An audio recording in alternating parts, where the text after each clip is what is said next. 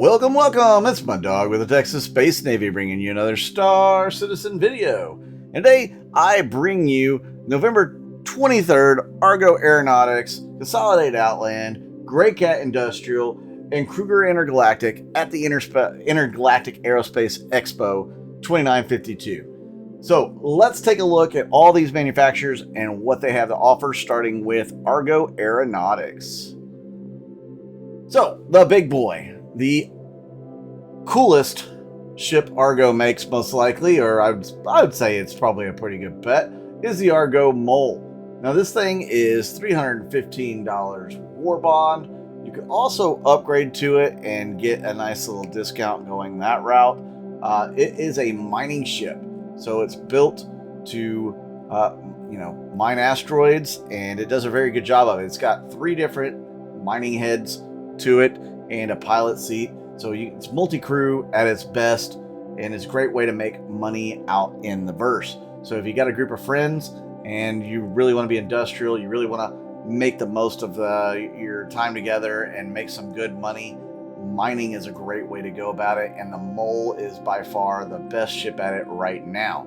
Eventually the Orion will be will eclipse that, but you'll need a bigger crew and probably more capital when starting out with it. The Mole's great for small groups right now. So I would definitely recommend getting this ship if you're into mining. Moving on, we've got the MPUV cargo shuttle. Let's be honest. It's probably not worth much in its current state, guys. $35, you'd probably just be wasting money. Same thing with the MPUV personnel. It's a shuttle. You get these if you get an Idris or a Javelin. They come with it, but I don't see a whole lot of use for either one of these due to the lack of any kind of quantum capability, or I don't know. It just doesn't, it's not a good choice. $35, $40, I wouldn't go with either one of these as your purchase options in this sell this year. Moving on, we have the Argo Raft. This is a cargo transport. It is for a small crew. So if you have, you and a buddy or a couple other people that want to do some cargo moving, this would be the perfect ship for that. So something small enough that only a couple people have to, be able to use it. Big enough that you're going to be able to transport a decent amount of cargo.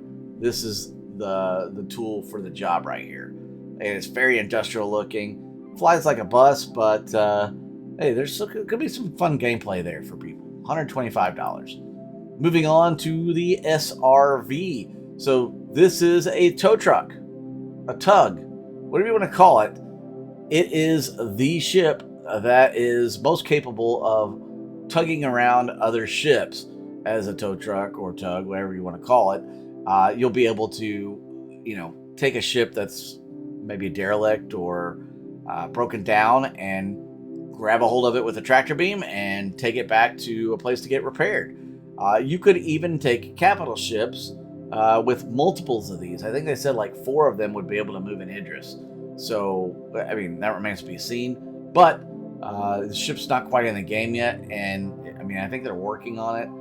But it will be fun to see what it's capable of, on a 1-to-1 basis, on a 2-to-1 basis, etc. So if you want to live the life of a tow truck guy, or you just need something in your fleet that can get some of the broken down ships back to your crucible or a dry dock somewhere, the SRV is a good buy at $150. So there you have it for Argo. And of course we have the standard video for Jax. Definitely check those out. They're worth it. Consolidated Outland. What are you offering today? They have a hoverquad at $30. Again, there are much better vehicles to get than the hoverquad. It's decent, but no weapons.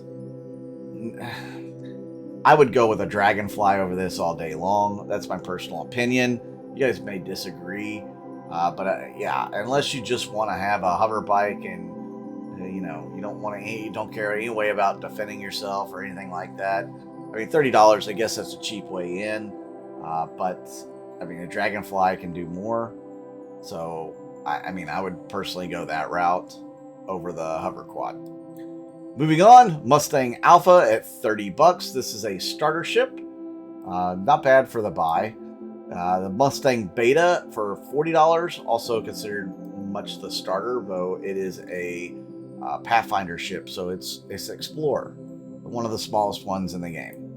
And then you have the Mustang Delta at $65. Now this thing's going to be unique, and eventually it'll actually live up to the price point. It's got 4 weapons, guns, and it's got missile pods as well. But it's supposed to have some different kind of armor that makes it, better than the regular Mustangs. Eventually, like I said, the armor will be in the game, and that will actually have more of an impact, and this ship can actually probably strike above its weight. I wouldn't get it unless, you're really banking on that. I would go with a Gladius over this, most likely. But again, that's my 2 cents, and you can take it for what it's worth. Then we have the Mustang Gamma, which is a racing variant of the Mustang. Slower than the M50 and the 350. Slower than most of the racers out there. One of the cool things about this, though, was it was going to have like a fuel scoop, so you could boost more back in the old days. That's not so much a thing anymore. So I don't know how it's going to end up once they finish all the flight mechanics and everything else. It may be a good one to have in the hangar if you're a racer, but I would say it's probably a skip. Skip over that one. Then we have the Consolidated Outland Nomad, which is just some Xi'an tech and hovers when it lands, which is pretty cool. This is the pickup truck of the verse. So if you want to have a little pickup, $80, it's actually a pretty good buy for this. 3 weapons, and it's able to carry some cargo.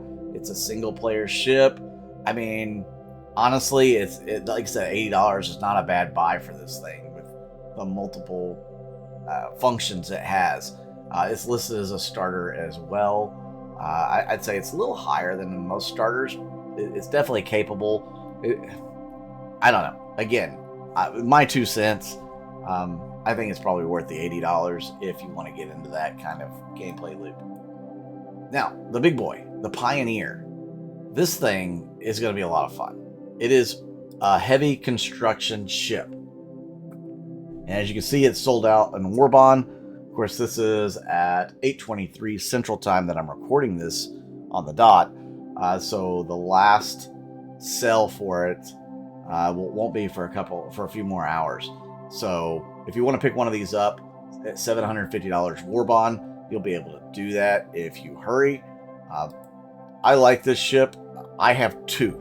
It is going to be a phenomenal money-making vehicle ship in the game eventually, because you're going to be able to produce these outposts for people or for yourself. It comes with a land license, so you'll be able to build in the UEE space, and the UEE government, advocacy, etc. will protect you to an extent. But I'm more interested in what they'll do in outside of UEE space as well, because you still will be able to build these outposts, right, and put them down. So I think this is going to be a great money-making venture, because if an org needs an outpost built, they don't have one of these Pioneers, they can call you up and say, hey, yeah, I need this, this, and this for my outpost. You go and set it up for them and charge them whatever you want to charge them and move on to the next one. So I think this would be a great ship for those of you who want to be into building and I guess real estate, maybe. I don't know. Construction and real estate. But yeah, it has a lot of possibility, and I like where this ship could go. So again, one of my favorites. I have 2. But that's what we have for Consolidated Outland. Let's go to Greycat Industrial, my favorite manufacturer. Don't ask why. We have the Greycat Roc which is a mining vehicle at $55. Definitely worth the money. Probably one of the best money values in the game. Seriously, I mean, you could put down on a planet and get a bunch of Haydenite or some different rocks on the planet that you can mine with this thing and make a fortune.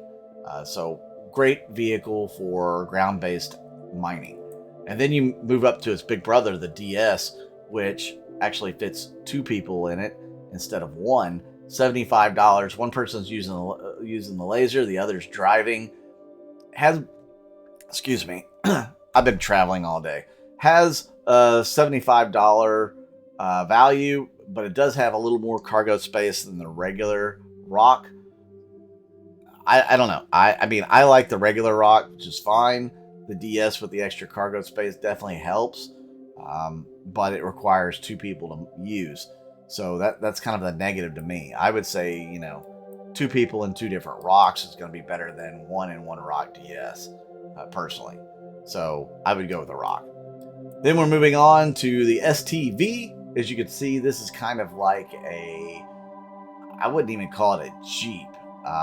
It's kind of like a car, man. It's an all-terrain car. It's really cool. I like the way this thing looks, and I can't wait to use these. I have 2 or 3 as well. A big fan of the STV. Unfortunately, we don't have any buggies on sale. I mean, they're always on sale, but they're not listed here. It's going on to the next seller, Kruger Intergalactic. Now, Kruger makes snub fighters mostly for the Constellation series ships from RSI. So first up, you have the P-52 Merlin at $25. Actually, not a bad buy. Problem is, this thing doesn't have a jump drive. Neither does the next ship we'll talk about, the Archimedes. But they don't have jump drives, so they're short range. You're really going to have to launch them from a ship. But it does pack a decent punch for its size. And its size makes it definitely tactically an advantage when it comes to fighting, because it's a smaller silhouette for enemies to hit. Plus, it looks really cool. And then the Archimedes actually has 4 size 1s. I think 4 size 1 weapons. Again, these don't pack a huge punch, but when it used in conjunction with a bigger ship, the host ship, it should at least distract enemies long enough for somebody else to take it out. This one is $35. It's a little bit fancier version of the P-52. So the P-72 Archimedes. Again, I like both of these for the money. I mean, it's not too bad, and you get the 10-year insurance on these right now.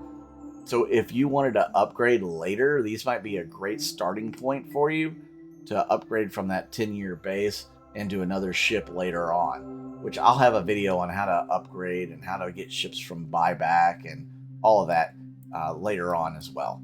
So there you have it. That is today in the Intergalactic Aerospace Expo. What do you guys think? Let's see the schedule. We are on what day? Let's see, 1, 2, 3, 4, 5, 6. Oh wait, 5. 6. We're what, day 6? I don't even know anymore. 1, 2, 3, 4, 5, 6. Yeah, day 6. Yesterday was day 5. Anvil. I did not get to get a video out. I was traveling yesterday for Thanksgiving. I will try to get that one out today if possible. And yeah. What do you guys think of Argo, Consolidated Outland, Greycat, and Kruger? Are you picking up any wares for the day? Let me know in the comments down below. Please be sure to hit that like button and that subscribe button. It really helps the channel out. I'm Mud Dog with the Texas Space Navy. I'll see you out in the verse.